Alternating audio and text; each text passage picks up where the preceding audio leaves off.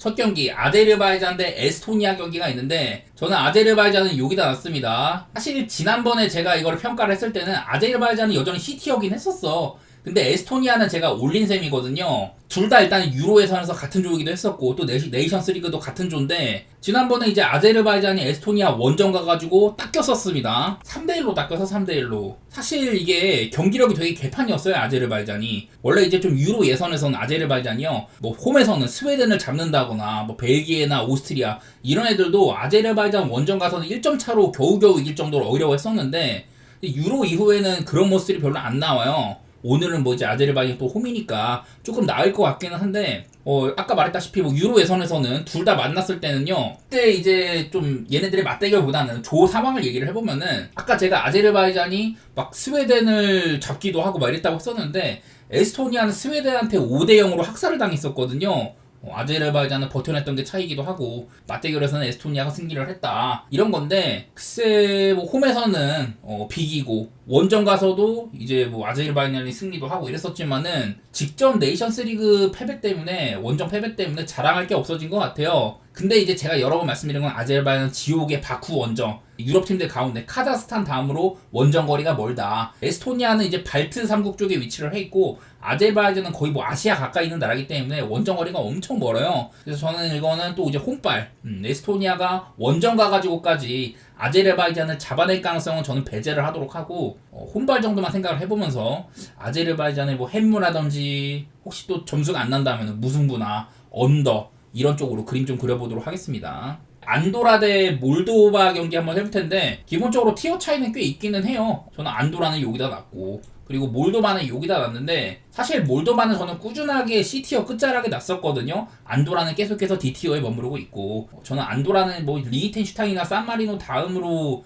아무래도 소국이기도 하고 얘네 인구가 8만밖에 안 되거든요. 몰도바는 한 150만 정도 되고 그래서 이런 인프라 차이라든지 국가의 규모 이런 사고 차이가 좀 있어가지고 여태도 좀 차이가 있긴 했었어. 유럽의 핫바리 중에서도 저는 레벨 차가 있다고 보지만은 이미 이제 몰도바가 홈에서 안도라를 2대0으로 잡고 여태 이렇게 좀 그래도 좀 우세했던 바가 있긴 했었거든요. 이게 사실 직전 경기도 마헨은 몰도바가 홈에서 마헨도 경기 종료 직전에 겨우겨우 할 정도로 그렇게 쉽지만은 않았었다. 최근에 이제 10월달에 몰도바라는 팀이 막 이긴 것도 솔직히 말해서 산마리노 이긴 건 당연히 이겨야 되는 경기고 이것도 되게 어렵게 해냈었고 그나마 홈에서는 몰타를 2대0으로 잡아냈지만은 몰타 원정 가가지고 사실 몰도바 이것도 규모 차이가 꽤 있는데 패배를 하고 왔다 이런 것들 때문에 몰도바가 10월달 A매치가 좀 아쉬웠었거든요. 약팀들을 쉽게 패지 못했다 이런 좀 티어 값을 못했다 이런 소리인데 저는 맞대결 상으로도 아까 잠깐 봤던 것처럼 19년도에 안도라가 뭐 홈에서 이렇게 좀 이기기도 하고 좀 홈에서는 또 몰도바한테 비기기도 하고 마냥 몰도바가 편한 경기 같지는 않아요. 무승부가 뜬다면은 말 그대로 0대0일 것 같고 둘 다 점수를 못 내가지고 0대0일 것 같고 몰도바 사이드를 본다면은 저는 일반승보다 그냥 배당상 아싸리 햄무가 더 메리트가 있는 경기인 것 같습니다. 그리고 또 언더 같은 것들도 생각 좀 해보도록 하겠습니다. 그리고 다음 이제 몬테네그로 대 아이슬란드 경기도 있는데 일단 몬테네그로는 여기 있고요. 몬테네그가 요즘 좀 치고 나가질 못해. 그리고 아이슬란드는 저는 여기다 놨습니다. B티어에서 그래서 조금 맨날 이제 B티어에 머무르는 정도 이 정도로 편성을 했는데 사실 이제 몬테네그로가 경쟁력이 뭐 아주 없지는 않아요. 근데 이제 최근에 A매치 보면은 일단 기본적으로 패배가 너무 많고 전부 다 좀 석패한 경기들이 되게 많습니다. 웨일즈나 터키 또 웨일즈한테 이렇게 한 점 차로 겨우겨우 이렇게 좀 석패하기도 하고 끈덕지긴 한데 챙겨가는 건 없었어요 얘네들이. 아직도 이제 멤버상으로 요베티치나 무고사, 마루시치 이런 애들 뛰고 있기도 하고 구6고 연방 국가들 가운데서도 경쟁력이 그렇게 좀 높지는 않다 이런 생각들이 드는데 그나마 이제 레체에 크리스토비치 같은 유망주 공격수 이런 애들이 힘내주고 있지만은 갈 길도 멀고 리그에서의 활약도 딱 요즘에는 소식이 들려오는 것도 없고 해가지고 물론 이제 몬테네그로가 유로 예선 때는 불가리아나 뭐 리투아니아 이런 애들 잡긴 했지만은 확실히 뭐 세르비아나 헝가리 같은 애들한테는 좀 차이가 나는 경기력이 있었거든요. 그래서 오늘은 또 이제 아이슬란드가 살짝은 좀 기분이 좋은 상태라고 할 수 있는데 아이슬란드도 얘네들도 원정에서는 뭐 없어요. 최근에 이렇게 좀 원정 같은 것들만 봤을 때는 뭐 잉글랜드 상대로 이렇게 잡아내긴 했지만 이거는 유로 직전에 되게 좀 그냥 밸류가 높은 경기는 아니었었고 그냥 이 정도만 말씀드릴 수 있을 것 같은데 얘네들 뭐 홈에서도 최근에 터키한테 역전당한다든지 웨일즈한테는 후반에 겨우겨우 동점 일군 거 그런 것만 기억이 나고 좀 저는 아이슬란드의 에이스라고 보고 있는 피렌체 이제 그브이드민손 이런 친구도 장기 결장을 끄는지라 좀 애매해 보이는 경기인 것 같아요. 그냥 저는 이 경기는 무승부 정도만 내놓도록 하겠습니다. 그리고 다음 이제 터키 대 웨일즈 경기 있는데, 자, 터키는 저는 여기다 놨습니다. A티어에서도 끝자락인데 글쎄 직전 국대주간이 나는 그렇게 만족스럽지는 않았어, 터키가. 그리고 이제 웨일즈 저는 여기다 놨거든요. 웨일즈가 이제 조금은 저는 경쟁력이 떨어졌다고 생각은 해요. 그래도 이제 양팀 얘기를 조금 해보면은 기본적으로 이렇게 상대 전적상으로는 터키가 많이 이기기는 했어요. 터키가 상대 전적도 그렇게 나쁠 건 없고, 특히 홈이기도 하고요. 오늘 좀 최근 A매치 모습상으로는 웨일즈보다는 터키의 밸류가 조금 높긴 합니다. 아무래도 유로 본선에서 8강 성적을 이룬 것도 그렇고 기본적으로 좀 오버 게임을 그리는 팀이라고 할 수가 있습니다. 공격진의 터키가 지금 일디즈라든지 뭐 악티콜루, 아크귄, 일드름, 퀼레르 이렇게 좀 어리고 좋은 선수들이 계속해서 나오고 있거든요. 얘네들이 돌아가면서 하나씩 해주는 건 덤이기도 하고, 특히나 이제 후방, 지금 저는 세계 최고의 후방 플레이메이커라고 보는데 차라놀루가 또 건강하게 복귀하기도 했었습니다. 저번에 이제 유로에선 때 얘네들이 또 같은 조였었는데요. 그때는 이제 터키가 이런 어린 유망주들을 많이 아꼈었어. 기존 전력으로 많이 임했다가 요즘에는 적극 기용 중이기도 합니다. 그래갖고 경기력도 좀 살아나는 편도 있고, 본선에서도 그랬었고. 보통 이제 웨일즈 하면은 단단히 걸어 잠그고 빠르게 이제 공격을 마무리하는 것들, 이런 것들이 얘네들의 기본 색깔이었었는데, 최근에는 이제 3백에서 4백으로 변화를 준다든지 여러 가지 변화를 꾀하고 있는 웨일즈입니다. 계속해서 이제 웨일즈는 국대 이제 레전드 출신들, 게리 스피드라든지 뭐 콜먼, 긱스, 로페이지 이런 분들을 갈아 끼우다가 지금은 크레이그 벨람이거든요. 옛날부터 축구를 보신 분들은 알겠지만 벨람이가 사실 인성적인 면에서 좀 우려가 있는 그런 사람인데, 그래도 뭐 우려보다는 괜찮기는 해요. 요즘에 웨일즈는 유로 이후에 2승 2무기도 하고, 물론 저는 현 시점에서 전력 자체는 터키가 조금 낫다고 생각을 하는데, 또 홈이기도 하고 우세가 예상되긴 하는데, 근데 난 이거 배당이 터키가 너무 맛이 없어. 웨일즈 요즘에 뭐 브레넌 존슨 같은 애들의 활약도 그렇고 기본적으로 수비 괜찮은 팀이기도 하고, 구성상으로 웨일즈가 웅크렸다가 한 방 내지르는 거, 이런 것들로 저는 터키가 못 들어낸다면은 고전할 만하다고 생각이 돼가지고, 저는 이거는 물론 터키가 좀 괜찮긴 한데 이거를 일반생보다 마행까지 노릴 정도로 그 정도 사이즈는 안 나온 것 같아가지고, 터키의 햄무라든지 무승부 같은 그냥 고배당 찌를 정도의 경기인 것 같아요. 자, 그 다음에 이제 스웨덴 대 슬로바키아 경기 한번 말씀드리겠습니다. 둘 다 좀 비슷한 순서를 이렇게 놓은 것 같습니다. 슬로바키아 여기 있고 스웨덴은 여기에 있는데, 자, 지금 이제 네이션스 리그에서는 둘 다 이렇게 좀 성적들이 이래요. 3승 1무씩 하면서 좀 무패기는 해. 얘네들이 10월달에 만났을 때는 1대1이었거든요. 2대2였거든요. 한번 비겼었는데, 이 당시에는 이제 스웨덴이 원정에서도 2점이나 앞서 나갔지만은 이거를 결국 좀 따라잡힌 그런 경기였었어요. 사실 이때 스웨덴이 좀 멤버상으로 봤을 때 선발 라인업이 많은 로테이션이라든지 실험적인 라인업들 이런 것들을 했음에도 나쁘지 않은 결과를 거둔 셈이긴 했었거든요. 그리고 제가 이제 슬로바키아 얘기를 할 때마다 말했던 거는, 얘네들이 이제 그 칼조나 감독, 나폴리에서 수석 코치를 하셨던 분인데 함식이 추천을 해가지고 슬로바키아 국대 감독이 됐단 말이에요. 근데 이제 칼조나 감독이 22년 8월 달에 부임을 했는데, 그때 이후로 성적이 괜찮습니다. 초반에 조금 헤매다가 그 이후로 이제 슬로바키아의 A매치를 보면은 유로 예선에서 선전한 것도 그렇고 쭉 보면은 그 전에 비해서 지금 보면은 초록색이 굉장히 많은 편인데, 그 전에는 사실 막 그러진 못했거든요. 비슷한 상대들한테도 좀 헤매고 이랬었는데, 딱 봐도 지금 이렇게 파란색으로 표시해놓은 구간에는 승리가 굉장히 많아졌습니다. 확실히 칼조나 감독 부임 이후에는 이기는 경기가 많아진 슬로바키아다. 그래서 저는 둘 다 좀 서로를 까다로워할 만은 할 것 같아요.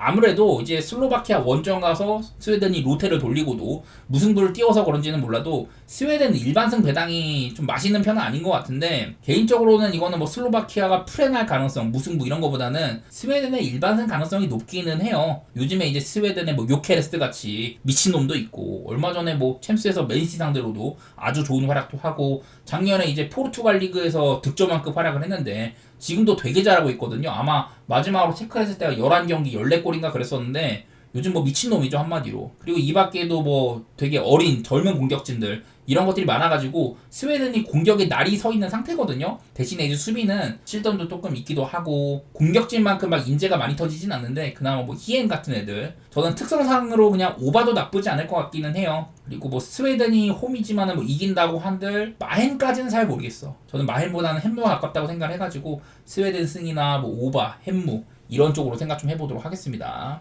그리고 다음으로 이제 조지아 대 우크라이나 경기가 있는데요. 조지아 여기 있고 우크라이나는 여기 있는데 사실 근데 이 정도로 좀 등급 차이가 나는 정도인가 싶기는 해. 이게 왜 그러냐면은 조지아가 이제 직전 10월 달에 좀 실망스러웠었거든요. 근데 이제 조지아가 10월 달에 조금 헤맸어. 내가 그래가지고 조지아를 조금 이렇게 떨고 났는데 10월 달에 이렇게 일단 2패를 했습니다. 얘네들이 뭐 유로에서 파란도 일으키고 9월 달에 A매치에서는 체코 잡고 뭐 알바니아 모두 꺾고 이렇게 좋았었는데 근데 10월 달에는 우크라이나랑 알바니아한테 전부 졌습니다. 저는 이제 조지아를 얘기할 때마다 특유의 이런 좀 날것의 느낌, 빠르고 속도감 넘치는 축구 이런 것들이 별로 안 보였었고 뭐 탐욕이라든지 영웅심리 이런 것들만 좀 많이 생각이 나요. 조직력 면에서 끈덕지지가 못했다. 저는 이제 조지아 얘기를 할 때마다 특히 수비 쪽에서 테크닉 부족으로 중원으로 볼 전개가 원활하게 안 된다. 압박당하면은 되게 고전하더라고. 그리고 중원에서도 막 개싸움 끝에 볼을 가지고 오더라도 기술이 약간 좀 부족해 보여가지고 소유권 안정화가 안 되고 전방에 있는 훌륭한 공격 자원들한테 볼이 좋게 안 가요. 결국에 이래가지고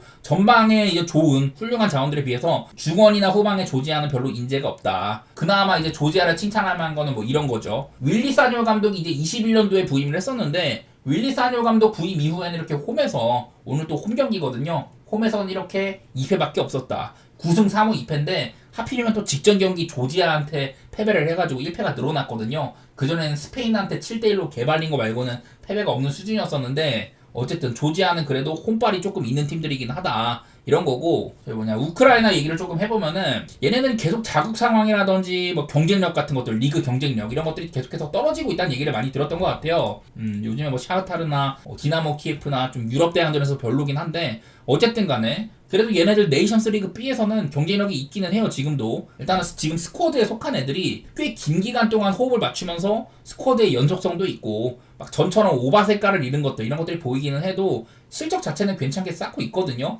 첼시에서 그렇게 욕을 먹은 무드릭도 우크라이나에서는 에이스고 애국자 모드를 펼치고 있습니다. 이제 지난번에 이제 직전 경기 좀 얘기를 해보면은 조지아가 알바니아한테 홈에서 졌을 때는 그때 이제 사실 좀 밀다가 모멘텀이 한번 알바니아 쪽으로 넘어가니까 넘어가자마자 계속해서 빅찬스나 실점 위기가 계속 있었거든요. 그러다가 하나 실점을 하고 그대로 그냥 아예 못 뒤집었었는데 그 뒤로도 사실 막 조지아가 막 이겨보려고 했지만은 근데 알바니아가 계속해서 더 득점 찬스를 많았었어요. 그래서 우크라이나가 뭐 알바니아처럼 단단하지 못하고는 해도 공격력은 저는 오히려 나은 부분이 있다고 생각이 되긴 하거든요. 저는 아까 말했던 조지아의 그런 문제들을 해결하지 못한다면은 또 지고 과거의 제자리를 찾아갈 만도 하다. 원래 같으면 저는 여기는 양 팀의 색깔상으로 오바도 괜찮기는 한데 요즘에 우크라이나가 오바의 색깔을 조금 잃어버린 것들 그런 것들 때문에 안 보는 게 나을 것 같고 요즘에 좀 둘 다 경기력이 많이 요동치는 편이기는 해요.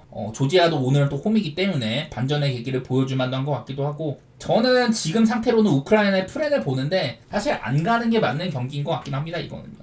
자 그리고 다음 알바니아 대 체코 경기 여기 뭐 같은 조니까 이제 알바니아는 여기다 놨고요. 그리고 체코는 여기다 놨습니다. 원래 얘네들이 이제 그 유로 예선 때도 아마 같은 조였었거든요. 그때는 이제 알바니아가 홈에서 3대0을 냈었어요. 그리고 그 조에서 조 1위로 진출을 했었거든요. 알바니아가. 이 조에 아마 폴란드도 있었고 그랬었는데 아무튼 그 조에서 아마 무패였던 것 같아. 그렇게 조 1위 진출을 했었었고 대신에 이제 10월 달에 체코가 알바니아를 홈에서 2대0으로 승리를 하면서 복수에 성공을 했었습니다. 두 팀 다 유로 본선에서 실망스러운 거는 똑같았어. 그래도 이렇게 국대 주간에는 반등의 계기를 마련을 했다. 체코도 안 좋다가 요즘에 한 3경기 정도 무패 행진 달리고 있기도 하고 알바니아도 조지아한테 복수하면서 그나마 이렇게 좀 반전의 계기를 마련을 했는데요. 아까 말했다시피 알바니아가 저번에 조지아전에서는 공격도 조금 했었거든요. 근데 한편으로는 체코도 조금 뻣뻣한 팀이기는 해. 대신에 이제 체코는 피지컬, 세트피스 한방, 수책 같은 애들의 뭐 클러치 본능 이런 것들은 조심할 필요가 있을 것 같기는 해요. 그리고 이제 뭐 알바니아는 제가 여러 차례 선수단 대부분이 이제 바로 이제 바다 하나 건너면 이탈리아거든요. 선수단 대부분이 이탈리아에서 뛰고 있는 것만큼 여전히 뭐 중원이나 후방은 튼튼한 편이고 표면적으로 봤을 때는 이게 또 체코도 아까 말했다시피 피지컬이나 단단함이 있는지라 알바니아 공격이 뭐 지난번 조지아전처럼 그렇게 위협이 안 될 가능성이 있어요. 언더라든지 무승부 이런 쪽으로 그려보고 있기는 합니다. 기억할 거는 지난번에 유로 때는 알바니아 홈에서 체코를 3대0 냈다. 그때 당시엔 알바니아 폼이 되게 좋았었는데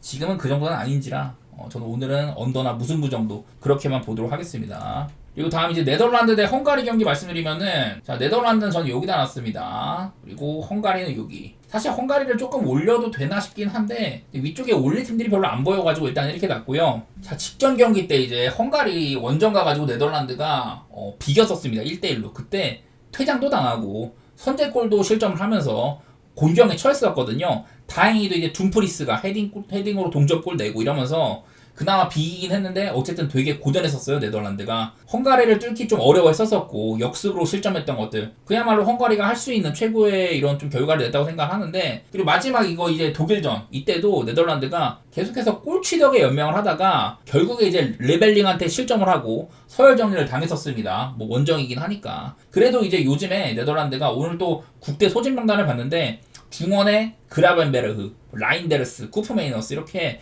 폼 좋은 친구들이 전부 다 소집된 거는 기분도 좋아요. 보통 이제 부상 때문에 얘네들이 좀 같이 뛰는 경우가 별로 없었는데 오늘은 꽤나 밸런스가 좋아 보입니다. 소집 명단, 아마 소집 명단상으로는 지금 네덜란드의 진정한 베스트가 가동될 수 있는 시점인 것 같기는 해요. 그리고 이제 헝가리는 이제 한창 유로 2020이나 뭐 네이션스 리그 A일 때는 잉글랜드나 뭐 독일 이런 애들 상대를 되게 잘했었습니다. 그때만큼의 단단함은 없지만은 그래도 잘 안 지기는 하거든요. 늘 이제 헝가리에 생각하면은 잘 버티다가 소보슬라이 기반의 역습 한방 이런 건데, 저는 뭐 네덜란드는 사실 독일만큼 상대적인 약팀을 학살할 수 있는 팀이냐, 그건 아니라고 생각이 돼가지고 물론 네덜란드의 승을 좋게 봅니다만은 핸스는 조금 망설여져요. 이 경기는 지난번에 바로 답답한 경기도 했다 보니까 오늘은 조금 그래도 멤버상으로는 나을 것 같긴 한데, 저는 네덜란드의 승사이드라든지 뭐 햄무 그 정도만 살펴보도록 하고요. 그리고 이제 마지막으로 독일 대 보스니아 경기 말씀드릴 텐데, 뭐 이거는 격차가 워낙 심해. 저는 독일은 여기다 놨고요. 그리고 보스니아는 여기다 놨는데, 얘네들이 왜 만났냐? 네이션스 리그 A라서 만난 건데, 보스니아 이제 그 한 3년 전이에요. 네이션스 리그의 승격이나 강등이 확정된 게. 그때는 보스니아가 나름대로 아직은 좀 저력이 있었는데 그 이후로는 아예 개차반이거든요. 그래가지고 이거는 현 시점에서 제일 뭐 최상위급 팀과 네이션스 리그 A에서 가장 경쟁력이 없는 팀이 만나는 경기라고 생각이 됩니다. 그래가지고 뭐 별다리 볼 건 없다고 생각이 되는데, 지난번에 이제 그 맞대결 때는 독일이 보스니아 원정 가가지고 그때 2대1로 겨우겨우 승리를 했었거든요. 사실 뭐 제가 말은 겨우겨우라고 합니다만은 솔직히 말해서 이거는 마인이 나왔어야 될 경기야. 전반전에만 계속해서 독일이 좀 편하게 갔었었고요. 그때 이제 골취가 한 2번인가 있었어. 이날 운다프가 2골 넣고 이랬었는데 골취가 한 2번인가 3번인가 됐었고, 대신에 이제 보스니아는 제코의 뚝배기 한방 그걸로 한 점 만회해가지고 2대1이었었거든요. 근데 이제 그때는 무시알라나 뭐 하베르츠 독일이 좀 공백이 많았었습니다. 근데 이제 이런 애들 중에 필크루크 말고는 다 돌아왔거든요. 독일이 저는 이거는 좀 실험적인 기용을 많이 시도하지 않는 한 변수가 크게 없을 거라고 보는 경기예요. 주력 몇 명 빠진 것도 그렇게 티도 안 났었고, 사실 이게 골취가 마흔을 막은 셈이었었는데 저는 독일이 홈이라면은 덮해줄 걸로 생각이 됩니다. 멤버도 지난번보다 나을 것 같고, 저는 이 경기는 독일 사이드로 좋게 보게 될 것 같아요.